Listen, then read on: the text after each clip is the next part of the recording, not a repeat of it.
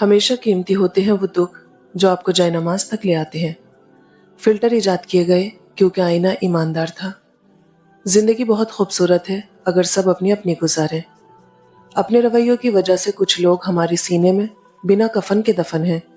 رشتوں پر مان اکثر وقت پڑنے پر فقط گمان ثابت ہوتا ہے۔ ہر چیز پر صبر نہیں کرتے۔ قرآن میں ہے، پہلے اپنے حق کے لیے بات کرو اور کرتے رہو جب تک کہ آپ کو اپنا حق نہ ملے۔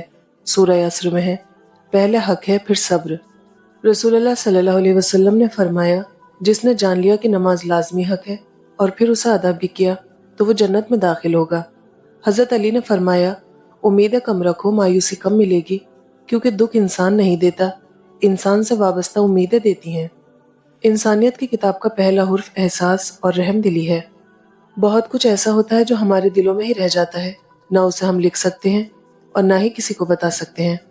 مولانا رومی سے کسی نے پوچھا زہر کیا ہے؟ فرمایا، ہر وہ چیز جو تمہاری ضرورت سے زیادہ ہو وہ زہر ہے، خواہ وہ قوت ہو، اقتدار ہو، دولت ہو، بھوک ہو، لالچ ہو، محبت ہو یا نفرت۔ دعا دل سے مانگی جاتی ہے، قبول کرنے والی اللہ کی ذات ہے، اس پر توکل رکھیں اور دعا پوری ہونے کا انتظار کریں۔ اللہ سب کی سنتا ہے، وہ رب مہربان ہے، کریم ہے، اس سے بڑا دعاؤں کو سننے والا کوئی نہیں۔ دنیا میں تمہارے نفس سے زیادہ ایسا کوئی سرکش جانور نہیں جو سخت ترین لگام کے لائق ہو۔ ہر سنی سنائی بات پہ یقین مت کیجیے۔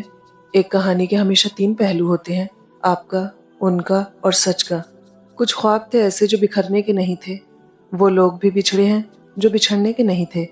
راستوں پر نشانیاں وہی لوگ چھوڑتے ہیں جنہیں پیچھے رہ جانے والوں سے ملنے کی خواہش ہو۔ پوچھا گیا غرور کیا ہے؟ جواب ملا، خاک سے بنے انسان کا اپنی اوقات بھول جانا۔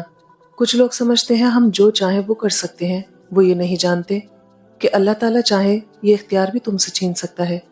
اس کے فیصلوں کو قبول کرنا سیکھیں، وہ تمہارے حق میں بہترین کرتا ہے۔ کسی کا بھلا نہ ہو سکے تو برا کرنے کی کوشش نہ کرو۔ دنیا کمزور ہے، دنیا بنانے والا نہیں۔